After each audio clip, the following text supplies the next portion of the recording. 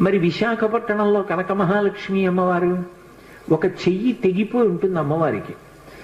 మరి ఆవిడ ఎంత అనుగ్రహమూర్తి!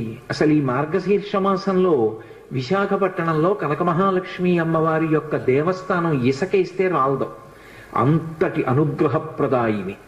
ఆ తల్లి పాదముల దగ్గరికి వెళ్ళి నమస్కరించాలి తప్ప ఆవిడ అనుగ్రహించలేనటువంటి విషయం లేదు.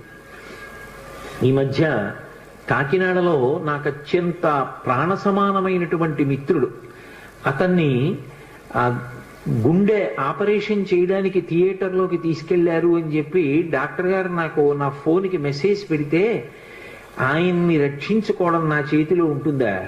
ఆ పరదేవత రక్షించాలి. పసుపు నీళ్లతో కనక మహాలక్ష్మి అమ్మవారికి అభిషేకం చేశా ఆ సమయంలో. తిరిగి వచ్చాను, శుభవార్త విన్నాను. ఆ తల్లి గొప్ప అనుగ్రహప్రదాయిని. ఆ తల్లి